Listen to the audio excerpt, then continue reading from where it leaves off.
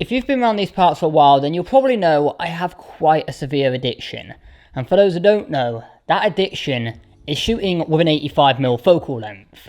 This focal length has some really unique characteristics, and the look it gives my photographs is like nothing else. Now, I got my very first 85mm lens like 2 or 3 years ago now, and my only regret, honestly, was not getting one of these things sooner. And since pulling the trigger on one of these things and having it in my camera bag nearly on a daily basis, it's something that I can't stop recommending to people. Lack for a better few words, an 85mm lens is going to level up your content, and it is an absolute game changer. However, I've never used before a 85mm equivalent for Sony APS-C cameras, but that is changing today, because right here we have the Sigma 56mm F1.4, compact, sharp, and fast. So we know how these videos go. Let's first talk about the build quality of the Sigma 56mm F1.4. The build quality of this lens can be described in 2 words, lightweight and compact. Now, normally when you throw those 2 words together, it results in the lens feeling cheap and nasty, but not here. This lens feels great in the hand, it has a metallic feel to it, and it also feels durable, feels robust. The lens itself is dominated by its only control point, a rubberized focus ring that is pretty smooth for manual focus pulls. On the front of this lens, you'll find a 55mm filter thread mount, which I do like, because the other Sigma lens that I do recommend is the 18-50, and that is also 55. So if you get both of these lenses, you can use the exact same filters and not have to spend money on getting bigger ones, smaller ones. It just saves you money, and I like that. However, one thing I don't particularly like about this lens is the lack of weather sealing. It has a small rubber gasket on the barrel mount to prevent dust and moisture, but there is no further weather sealing in the lens barrel itself. Despite the lack of weather sealing on this lens, I'd still go out and shoot in the rain with it, mainly because I'm crazy, but also when you shoot in the rain with this kind of focal length, it's a given that you're going to get satisfying results. From testing out this lens, I have not been disappointed with the AF performance. When it comes to photography, the usual suspects are about, with the AF being lightning fast and accurate. I guess it's no surprise that Sigma lenses are delivering great autofocus as per usual. For video autofocus, it's also pretty good. It's not as fast as it is for photography, but it's still quick. When you're shooting video with the AF, you may notice a little high-pitched noise from the camera's focus motors on the internal mic. I can't see this being much of a problem for video shooters, because the most likelihood is, if you are shooting with this kind of focal length, you're going to be further away from the camera, and you're probably going to be using either a lav mic or a boom, so you can still capture crisp sound. Like with a lot of the Sigma contemporary glass, this doesn't have OSS, and I can understand why Sigma haven't done that, and that's mainly just to keep the lightweight and compact design.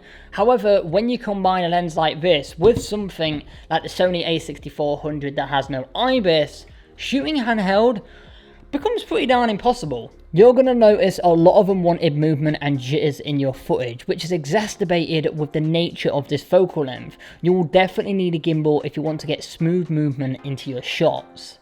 Of course, having no IBIS or OSS won't really affect the photography side of things that much unless you're using a really slow shutter speed. But in most scenarios, as long as you keep a steady hand and you're going to be using the right settings in the right scenario, you're going to be absolutely grand. I mean, it's like shooting back in the old days with a DSLR camera. Wow, that makes me sound old.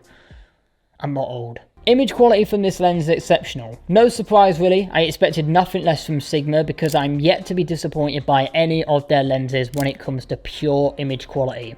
This lens has it all. It's razor sharp, so much so that it should actually come with a warning label.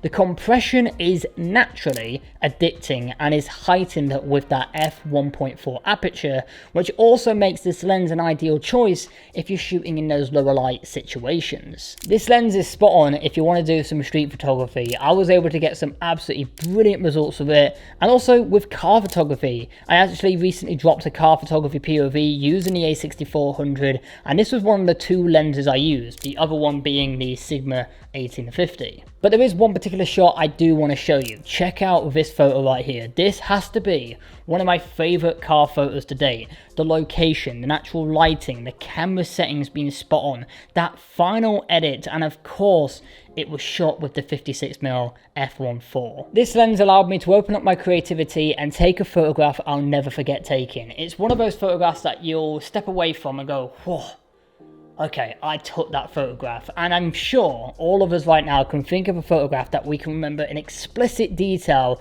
the journey it took to take it. It's one of the best feelings as a photographer. If you're looking at this lens to do some portrait photography, I don't think you need to look any further. This lens is a beast. And I will go as far to say it's possibly one of the best APS-C lenses on the market right now for portrait photography. Actually, scratch that. You know what? Not just for portraits. If I could be honest, from my time testing it, I think this lens is possibly one of the best prime lenses on the market right now for Sony APS-C cameras. Maybe even the greatest. I'm making some bold claims over here, but you know what? I'm going to stick to them until I'm proven otherwise with a different lens. That is a bold statement I've made right there, but we'll go with it. So how much is this glass and bundle of joy going to set you back? Well, if you were to check it out on Amazon right now, it's £379. And I think personally, that is a really good price. I think that is quite affordable. It's quite budget friendly for most people, I'd say. And especially for the focal length you're getting and what it's going to allow you to do for your content. This is the type of lens that is going to easily allow you to level up your content. And for that, it's worth the money. If you are looking at getting this lens, I'd highly recommend it. Just go for it. I've been blown away by the image quality and the overall performance of this lens. Anyway, with all that said and done, that is where I'm going to be leaving the review part of this video. If I've missed anything or you've got any further questions about this lens or the focal length, let me know in the comment section below. But the last thing we should do today is have a look for the hashtag CP photos and see what you guys have been creating. Kicking things off today, we have got this shot by Dean H_photography, this really cool like slow shutter speed kind of photo of this model. The motion looks pretty cool and that is just a nice aesthetic. Speaking of nice aesthetics, we've got this one. Photos by the Wolfman of this Audi R8, an absolutely beautiful car right there. I really like that the background is very similar to the car colour itself. It's very matching. One thing you could actually try with this shot now, and I've done it quite a few times, is removing the number plate with Adobe Beta AI. Sometimes it's a little bit fiddly, but more times than not, it's actually been able to remove the number plate. This looks like it's straight out of a movie by Hood's Vision. Look at that.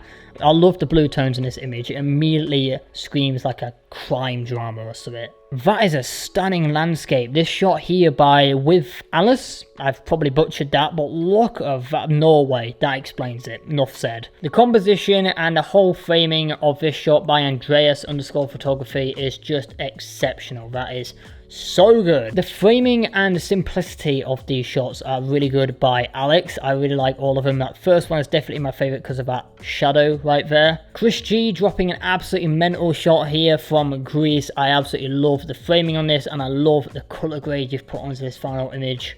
Exceptional. I hope you are having some really good travels. A massive shout out to everyone continuing to use the hashtag CP photos. There is just one thing I want to address with it, and that is with Instagram itself and their new like filter system. Has anybody noticed this? So you go to this filter and you have the options to filter through top posts and recent top posts. One, what is the difference between top posts and recent top posts? And secondly, it's making looking through the hashtag a lot harder because I can't just go to most recent, because that's how I normally operate. I look at the most recent, so then I can share the most recent work on there and put it on my channel. It's the whole part of the community, it's the whole thing I do. I always enjoy looking at what you're creating, but as per usual, Instagram has implemented something that is completely broken and will probably never change it again. Of course, I'm going to continue looking through the hashtag as I always do in a lot of my videos, but I just want people to know it is getting a little bit more difficult because Instagram can't design an app that isn't broken and hasn't been broken for the last decade or more. Anyway, with that ramble all done about Instagram, that is where I am going to be leaving today's video on the 56mm F1.4 from Sigma. If you did like today's video, hit the like button, subscribe. It would be great to have you on board of this ever so growing community. But until next time, create, explore and inspire, and I'll see you in the next one. Laters.